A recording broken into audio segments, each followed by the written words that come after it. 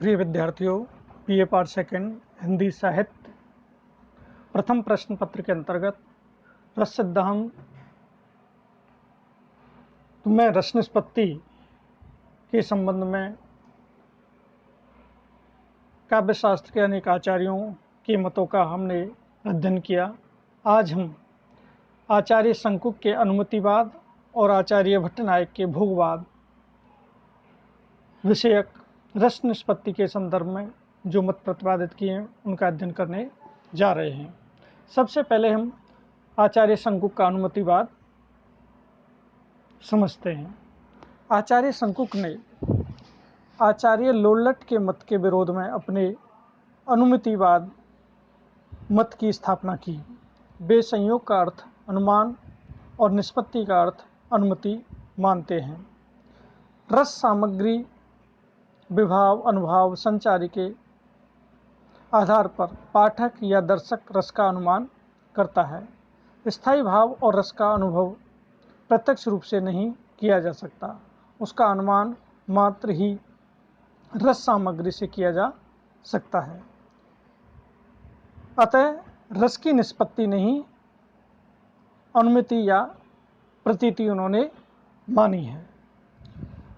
आचार्य शंकुक का अभी तक अपने मत के संदर्भ में कोई विशेष ग्रंथ उपलब्ध नहीं होता, लेकिन उनके मत का उल्लेख अभिनव भारती और मम्मट के काव्य प्रकाश में किया गया है। इनके मत की प्रमुख विशेषताएं निम्नानुसार हैं। नंबर 1, आचार्य शंकुक ने रस निष्पत्ति में सामाजिक को उचित महत्व प्रदान करने का प्रयास किया है तथा सहृदय के उन पूर्वा अनुभवजन्य संस्कारों की ओर संकेत भी किया है जिन पर परवर्ती आचार्य अभिनवगुप्त का समस्त सिद्धांत आधारित है। नंबर 2, काव्य प्रतीति को लौकिक प्रतीतियों से विलक्षण कहकर शंकुक ने रस की अलौकिकता का प्रतिपादन किया है।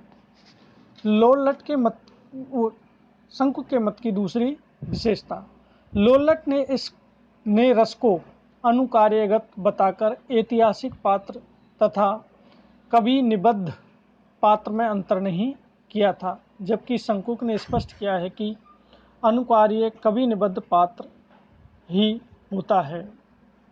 इनके मत की कुछ न्यूनताएं या कमियां हैं जो निम्न प्रकार से हैं। पहली, जो बात भट्ट लोल्लट ने सीधे शब्दों में कही थी उसी को न्यायशास्त्र के पारिभाषिक शब्दों में शंकुक ने उलझा दिया है, ये इनकी प्रथम कमी है। नंबर 2, शंकुक ने रसानुभूति को अनुमिति से संपन्न बतलाया है, परंतु अनुमान से होने वाला ज्ञान परोक्ष होता है, साक्षारात्मक नहीं। तो फिर अनुमिति से साक्षारात्मक रस का आनंद कैसे प्राप्त किया जा सकता है। तीसरी कमी, शंकुक के मत में जब सब कुछ कृत्रिम सामग्री है, नट का कार्य व्यापार भी कृत्रिम है, तो फिर उस कृत्रिम दशा में रसास्वादन का ठीक तरह से उत्पादन कैसे हो सकता है। नंबर 4 कमी, शंकुक के विवेचन में अभिनव तत्व की प्रबलता और काव्य तत्व की गौणता दिखाई पड़ती है। ऐसी स्थिति में भव्य काव्य में जहाँ अभिनय का अस्तित्व ही नहीं होता, रस परपाक कैसे संभव है। वस्तुतः रस निष्पत्ति का मूल उपादान काव्य है, अभिनव तो उसका पोषक मात्र है। इस प्रकार से इनके काव्य में अब 4 महत्वपूर्ण कमियां देखने को मिलती हैं। अब हम दूसरे आचार्य भट्टनायक का जो मत है, जिसको भुक्तिवाद या भोगवाद के नाम से उन्होंने स्पष्ट किया है, उसके बारे में बताते हैं। भट्टनायक ने संयोग का अर्थ भोज्य भोजक संबंध या भावना तथा निष्पत्ति का अर्थ भुक्ति या भोग करते हुए अपने मत की स्थापना की। पूर्ववर्ती व्याख्याओं भट्ट लोल्लट शंकुक ने रस निष्पत्ति की व्याख्या केवल नाटक की दृष्टि से की थी, जबकि भट्ट नायक ने इस पर सामान्य काव्य की दृष्टि से विचार किया है। उनके विचारानुसार काव्य का रूप शब्दात्मक है। शब्दात्मक काव्य की 3 क्रियाएं हैं: अभिधा, भावगत और भोजगत।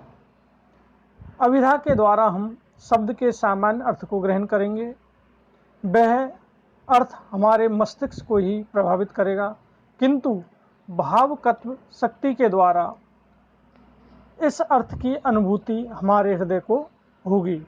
भावकत्व की जिस प्रक्रिया के कारण पाठक को काव्यगत विषय की अनुभूति प्राप्त होती है, उसी का दूसरा नाम साधारणीकरण कर दिया गया है।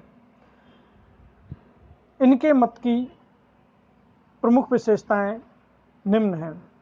पहली, काव्य शास्त्र में भट्ट नायक ने साधारणीकरण का सिद्धांत प्रतिपादित कर महत्वपूर्ण उपलब्धि प्राप्त की। नंबर 2, साधारणीकरण व्यापार के द्वारा भट्ट नायक ने सुख दुखात्मकता से रसानुभूति की भिन्नता का प्रतिपादन किया है। वे करुण की आस्वाद्यता को समझाने में सफल रहे हैं। नंबर 3, भट्ट नायक ने ही सर्वप्रथम रसास्वाद की तात्विक व्याख्या प्रस्तुत की और रस को ब्रह्मानंद सहोदर बतलाया था। इनके मत की कुछ कमियां भी हैं, जिनमें से पहली है, भट्ट नायक ने रसानुभूति के लिए भावकत्व और भोजकत्व नामक जिन 2 नवीन व्यापारों की कल्पना की है, वे अनुभव सिद्ध नहीं हैं तथा उनका कोई शास्त्रीय प्रमाण नहीं है। नंबर 2, अभिनवगुप्त रस तथा रस भोग में अंतर नहीं मानते हैं तथा रस आस्वाद और रसभोग आस्वाद में अंतर करना असंगत बताते हैं।